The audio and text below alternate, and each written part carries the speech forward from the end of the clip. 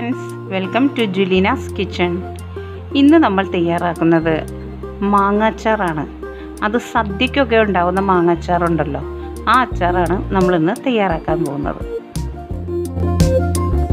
അതിനായി ഞാനിവിടെ പുളിയുള്ള മാങ്ങ, 2 വലിയ മാങ്ങയാണ് എടുത്തിരിക്കുന്നത്. അത് ഞാൻ ചെറുതായി അരിഞ്ഞെടുത്തിട്ടുണ്ട്. കണ്ടോ, ഇതുപോലെ ചെറുതായി അരിഞ്ഞെടുക്കണം.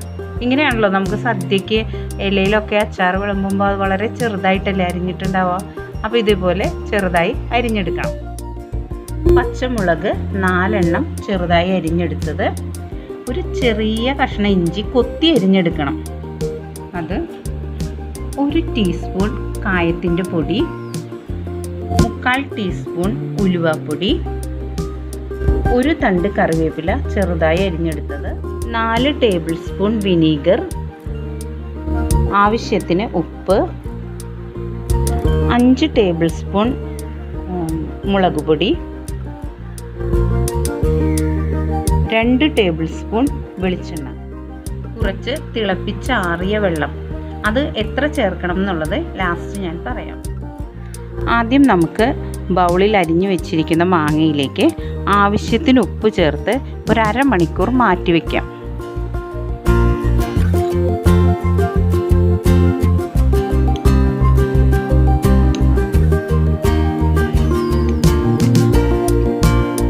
ഇനി കൈകൊണ്ട് ഇത് നന്നായി തിരുമ്മി വെക്കണം. ഇപ്പോൾ അരമണിക്കൂർ കഴിഞ്ഞു. നമുക്ക് നോക്കാം.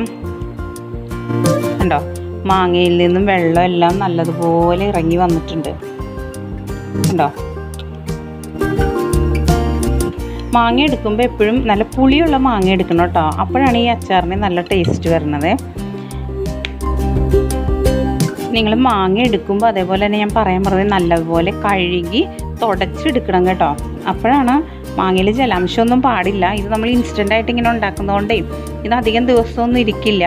അപ്പോൾ അതുകൊണ്ട് മാങ്ങയൊക്കെ കഴുകി തുടച്ച് ചെറുതായിട്ട് അരിഞ്ഞെടുക്കണം. ഇതിലേക്ക് നമുക്ക് പച്ചമുളക് അരിഞ്ഞത് ഇടാം. എന്നിട്ടൊന്ന് മിക്സ് ചെയ്ത് കൊടുക്കാം.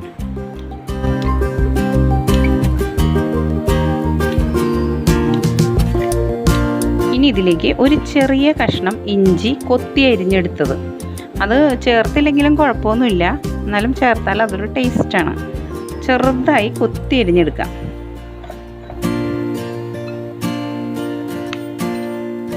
ഇനി ഇതിലേക്ക് നമുക്ക് മുളക് പൊടി ഇട്ട് കൊടുക്കാം. നമുക്കൊരു 5 ടേബിൾ സ്പൂൺ മുളക് പൊടി ഞാനിവിടെ എടുത്ത് വെച്ചിട്ടുണ്ട്. അത് നമുക്കിതിലേക്ക് ഇട്ട് കൊടുക്കാം. നന്നായി മിക്സ് ചെയ്യാം.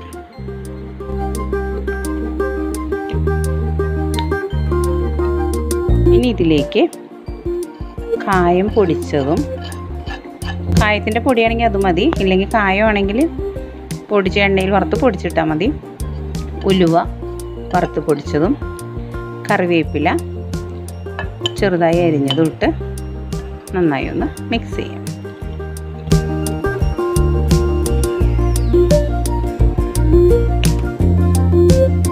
ഇനി നമുക്ക് ഇതിലേക്ക് എടുത്തു വച്ചിരിക്കുന്ന വിനീഗർ ഒഴിച്ചു കൊടുക്കാം.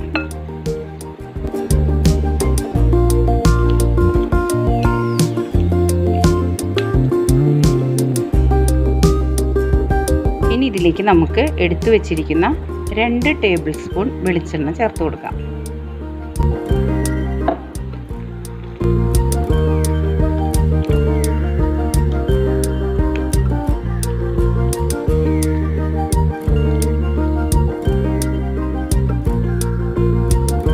ഇനി ഇതിലേക്ക് നമുക്ക് ഒരു 1/4 കപ്പ് വെള്ളം കൂടെ ഒഴിച്ചു കൊടുക്കാം. ഇത് തിളപ്പിച്ച് ആറിയെടുത്ത വെള്ളമാണ് കേട്ടോ. നമുക്കൊരു 1/4 കപ്പ് ഒഴിച്ചു കൊടുക്കാം.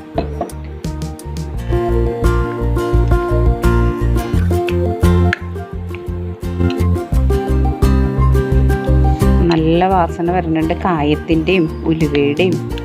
ശരിക്കും സദ്യക്ക് പോയിരിക്കുമ്പോൾ അവർ വാഴയിലയിൽ വിളമ്പുമ്പോൾ ഉള്ള അതേ സ്മെല്ലും. അങ്ങനെ നമ്മുടെ സദ്യ സ്റ്റൈൽ മാങ്ങാച്ചാർ റെഡി ആയിട്ടുണ്ട്. നിങ്ങളെല്ലാവരും ഇത് ട്രൈ ചെയ്ത് നോക്കണം. ഇത് അധികം ദിവസമൊന്നും ഇരിക്കില്ല കേട്ടോ. നിങ്ങളിത് ഉണ്ടാക്കി കഴിഞ്ഞിട്ടുണ്ടെങ്കിൽ 2-3 ദിവസമൊക്കെ ഇരിക്കുകയുള്ളൂ. അപ്പോൾ നിങ്ങളെന്താ ചെയ്യേണ്ടതെന്ന് വെച്ചാൽ ഇത് ഫ്രിഡ്ജിലെടുത്ത് വെക്കണം. നമ്മുടെ സദ്യക്കൊക്കെ കണ്ടിട്ടില്ലേ, തലേ ദിവസം അവർ വന്ന് അരിഞ്ഞ് വേഗം അത് ഉണ്ടാക്കി വെച്ചും പിറ്റേ ദിവസം അത് വിളമ്പും. അപ്പോൾ അതേപോലത്തെ ഉള്ള അച്ചാറാണിത്. അപ്പോൾ നിങ്ങൾ ഫ്രിഡ്ജിൽ വെക്കാൻ പ്രത്യേകം ശ്രദ്ധിക്കണം. അങ്ങനെ നമ്മുടെ സദ്യ സ്പെഷ്യൽ മാങ്ങ അച്ചാർ റെഡി ആയിട്ടുണ്ട്. നിങ്ങളെല്ലാവരും ഇത് ട്രൈ ചെയ്ത് നോക്കണം. എന്നിട്ട് ഫീഡ്ബാക്ക് എന്നെ അറിയിക്കണം. നിങ്ങൾക്കെല്ലാവർക്കും ഇത് ഇഷ്ടമായാൽ ജുലീനാസ് കിച്ചൻ സബ്സ്ക്രൈബ് ചെയ്യണം, ലൈക്ക് ചെയ്യണം, ഷെയർ ചെയ്യണം. മറ്റൊരു റെസിപ്പിയുമായി നമുക്ക് വീണ്ടും കാണാം.